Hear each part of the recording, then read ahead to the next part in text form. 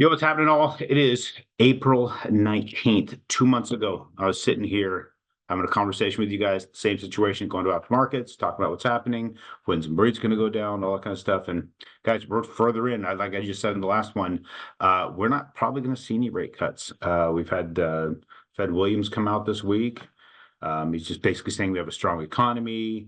The economic imbalances have been reduced, so we're still doing okay. Doesn't feel an urgency to cut rates.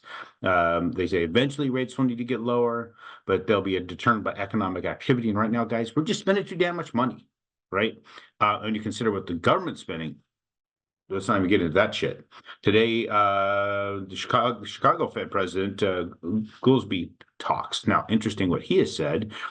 Mainly, what he says that housing inflation is what we have to watch, and that housing prices pressure, they're the biggest inflation risk, and that we need to get better, cost of housing before they're going to do any real rate cuts, from his opinion. So, what does housing do right now? It's still going through the roof, and if we get rate cuts, it's going to go up even higher. So I have no idea how they're figuring this out. It doesn't make a whole lot of sense to me. But let's look what we talked about 2 months ago, because this is very, very interesting stuff.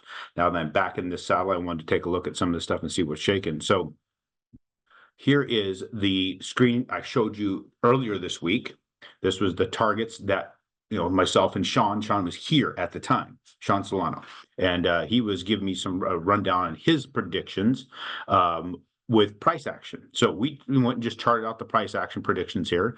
There's a lot of orders sitting here and in here. So when you start seeing this kind of movement has abrupt adjustments, it's because there is orders placed in there that are floating around, and there's people's purchase orders, whether it be a call or a put sitting out there, and that's what he follows, the price action history. Well, if you look at the price action, this line right here represents the day he and I drew this out. That's it. That's the day it was drawn out.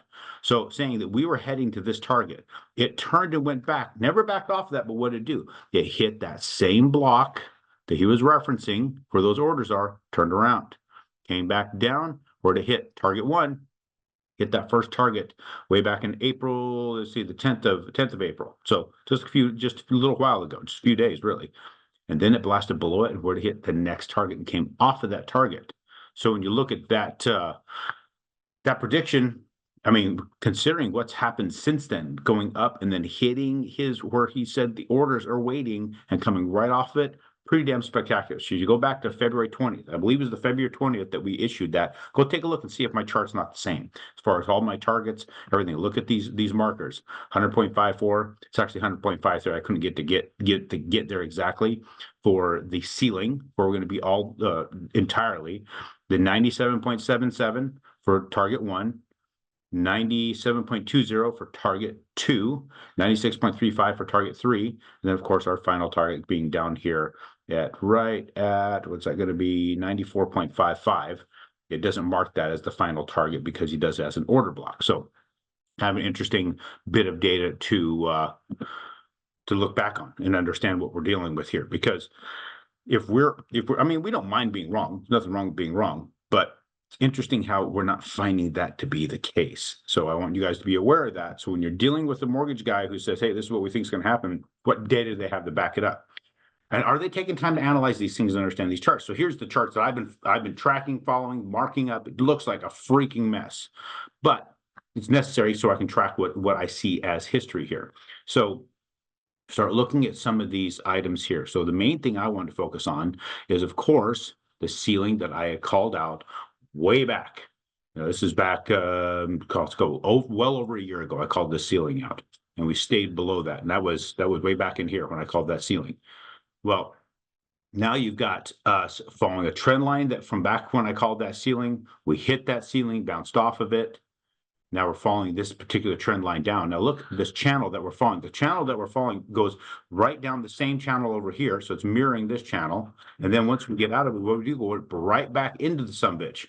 Now we're bouncing on the bottom of it. We're going to see if we end up getting that channel, staying in that channel. If we continue to follow that, rates are going to be higher for longer. Just like I said, we're going to start seeing the same old freaking blue pill market, if you will. So don't know what to tell you other than we're going to be seeing it continue to get higher. From what the Fed's telling us, they're not going to be lowering interest rates on the short-term side of it. I'm going to follow this pattern. be locking up here in the upper part of that channel. I hope it makes its way into the upper part of the channel. I'm thinking it will. We'll be locking up as it's going up here as much as we can. But if it starts to fall below it, we want to protect ourselves because it could go right down to this lower channel. This could be a bounce, goes right down to that and follows that pattern again all the way down to oblivion. So that means rates can be jumping pretty damn fast and pretty damn hard if it goes down into this and it gets below this 97.18. We could get into an ugly spot. So appreciate you guys. We'll talk to you on Tuesday.